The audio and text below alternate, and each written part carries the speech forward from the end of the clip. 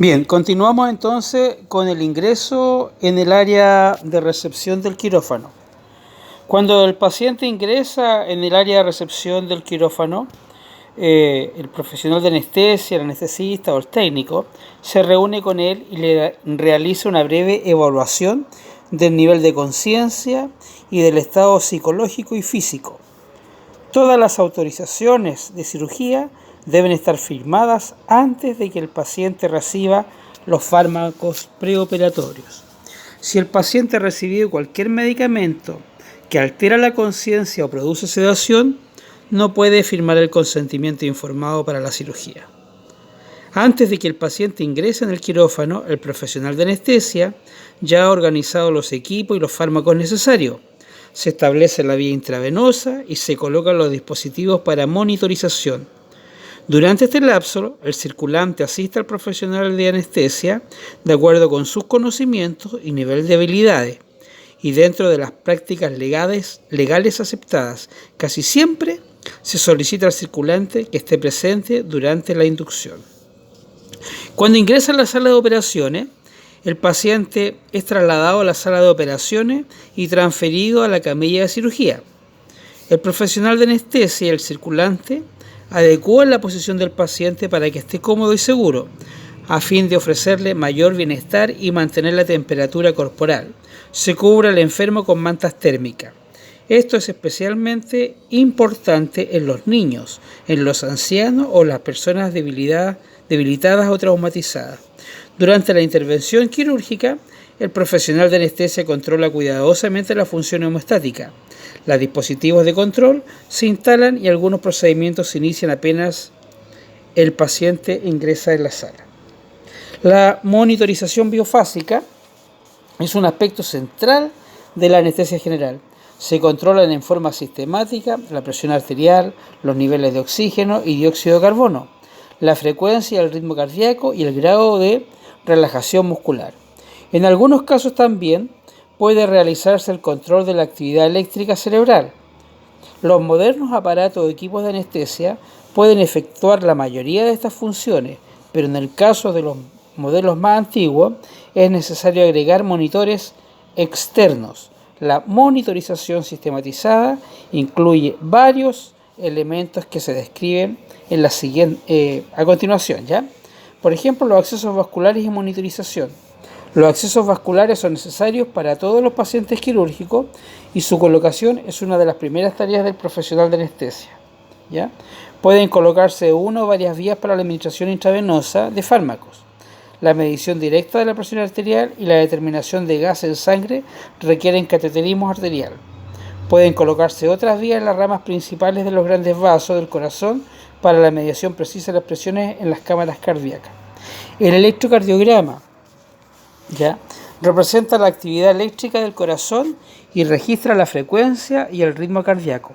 Su funcionamiento puede alterarse por interferencia de fuentes eléctricas externas como las unidades electroquirúrgicas. Para una monitorización correcta es necesario que los electrodos estén colocados con seguridad, tenga buen contacto con la piel y estén en la posición adecuada para obtener la máxima precisión, ¿ya? En la monitorización transesofágica. Para controlar el ritmo, la intensidad, el grado de excitación y la frecuencia del corazón durante la anestesia general, puede utilizarse un estetoscopio transesofágico. Los sonidos respiratorios y la frecuencia también pueden controlarse a través del estetoscopio tubular, el cual se adosa a un pequeño auricular. La medición de la temperatura central puede hacerse mediante la colocación de una sonda de temperatura en el estetoscopio. El estetoscopio esofágico se coloca después de haber anestesiado al paciente. El control de la temperatura. Para la medición de la temperatura central pueden usarse sondas esofágicas, vesicales o rectales. Durante la cirugía cardíaca pueden colocarse sondas en el miocardio para controlar la temperatura del corazón. Cuando se realizan intervenciones menos invasivas, las sondas de piel axilares o del conducto auditivo externo pueden ser suficientes para el control intraoperatorio de los cambios de temperatura. La oximetría de pulso. El oxímetro de pulso mide la saturación de oxígeno de la sangre arterial, así como la frecuencia del pulso. Su funcionamiento se basa en un principio de espectrometría por el cual la cantidad de luz que pasa a través de una solución revela su densidad.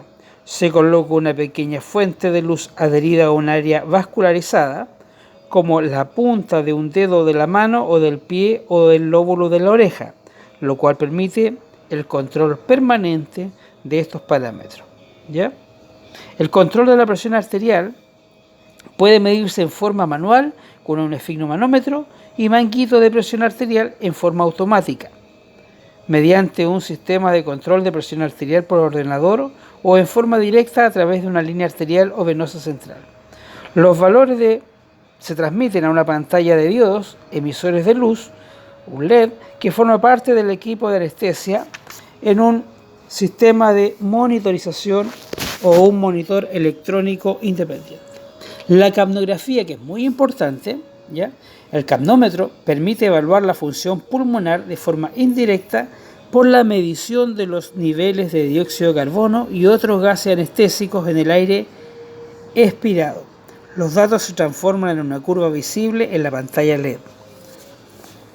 El control de la respuesta muscular.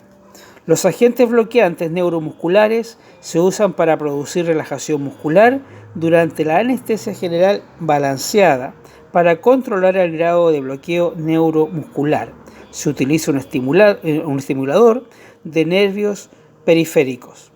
El estimulador genera 4 impulsos eléctricos en intervalos de 0,5 segundos. Esto se denomina una prueba de tren de 4, por sus iniciales en inglés, TOF. Los movimientos de los músculos en respuesta a los estímulos son una forma de evaluar el grado de bloqueo neuromuscular. Los requerimientos fisiológicos para la cirugía. Para facilitar la realización de las intervenciones quirúrgicas, la anestesia general puede producir sedación fuerte, que es la pérdida de la conciencia superficial o profunda, la analgesia, que es la pérdida de la respuesta dolorosa, o la amnesia, que es la pérdida del recuerdo de sucesos que ocurrieron durante la acción del fármaco, y relajación muscular. Ningún fármaco por sí solo produce todos estos efectos. Por tal razón, el profesional de anestesia usa diversos agentes para alcanzar el balance fisiológico deseado. Para la sedación, que es un estado de conciencia que puede describirse como una gradación entre la conciencia completa del medio hasta la inconsciencia, en la que el paciente tiene respuestas mínimas o ausencia de respuesta a los estímulos externos. Los fármacos que provocan sedación suelen llevar a la pérdida de la conciencia. El nivel de sedación depende de la dosis y es afectado por factores ambientales, entre los que se incluyen los efectos sinérgicos de otros fármacos. Las características, son muy característicos estos aspectos de la sedación. La analgesia es la pérdida de la sensación del dolor. Hay nervios especializados en el cuerpo que responden a los estímulos dolorosos para producir un estado de analgesia. El fármaco debe interrumpir la vía nerviosa del dolor. En las células, distintos agentes actúan en formas diferentes para producir la respuesta analgésica. Todos los anestésicos generales pueden causar analgesia. La amnesia es la pérdida del recuerdo de sucesos y en un componente deseable de la anestesia. Algunos fármacos, como el diazepam, producen amnesias anterógradas, que es la pérdida de memoria durante el lapso en el que el fármaco está presente en el organismo, sobre todo durante el periodo de acción máxima. La relajación muscular. Los relajantes musculares actúan solo en los músculos esqueléticos, por lo que no afectan al corazón. Dado que el diafragma es un músculo esquelético, se paraliza durante la anestesia profunda, de manera que es necesario controlar la ventilación. Los agentes más usados para obtener relajación muscular son los no despolarizantes. Estos fármacos bloquean la liberación de acetilcolina el neurotransmisor que se encuentra en la unión neuromuscular y que causa la contracción muscular. Es importante que el profesional de la anestesia tenga en cuenta la dosis adecuada de los relajantes musculares, porque algunos agentes ejercen su acción solo durante periodos breves, por lo que se debe redosificar con frecuencia durante la intervención quirúrgica. Los anestésicos actúan en forma sinérgica con los despolarizantes. El estimulador de nervios periféricos se usa para comprobar la actividad eléctrica de las fibras musculares y determinar su reactividad. De ahí continuamos.